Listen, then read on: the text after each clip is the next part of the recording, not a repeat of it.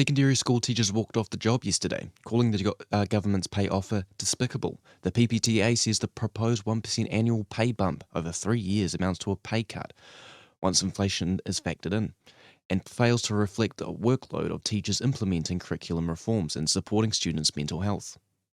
On picket lines nationwide, teachers said schools were already struggling to recruit and retain staff, and low pay was driving people out of the profession. Some described the offer as insulting and warned students' education would suffer unless teachers felt valued. The union says further action could follow, with year-level rostering home for next month if no progress is made.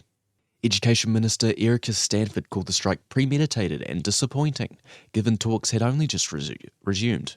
ACT leader David Seymour says teachers had already seen a 14% pay rise in recent years, while Labor and the Greens backed teachers' concerns, saying the government was effectively cutting their pay. Green Party co-leader Marama Davidson says she won't give up on her right to repair bill, despite it stalling at Selects Committee. The bill will force manufacturers to provide parts and tools so consumers can repair goods over $100 instead of replacing them. It passed its first reading with backing from Labour, the Greens, Te Pāti Māori and New Zealand First, but Winston Peters' party has since pulled support, citing the bill costly and unworkable. Davidson says it's frustrating, given the strong public backing and changes she's made to address government concerns.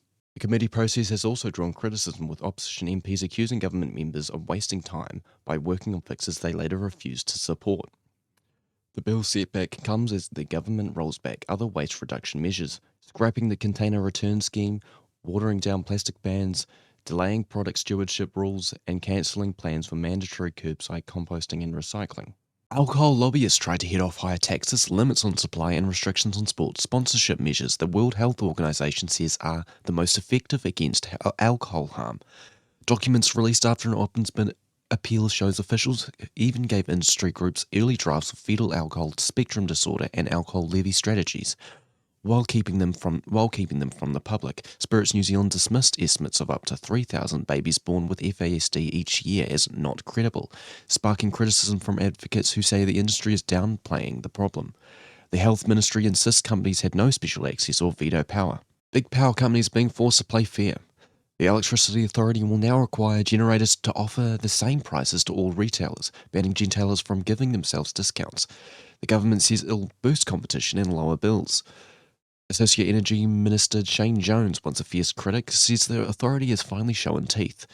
Energy Minister Simon Watts says the rules are mandatory and enforceable, while Labour's Chris Hipkins backs the move but wants tougher action.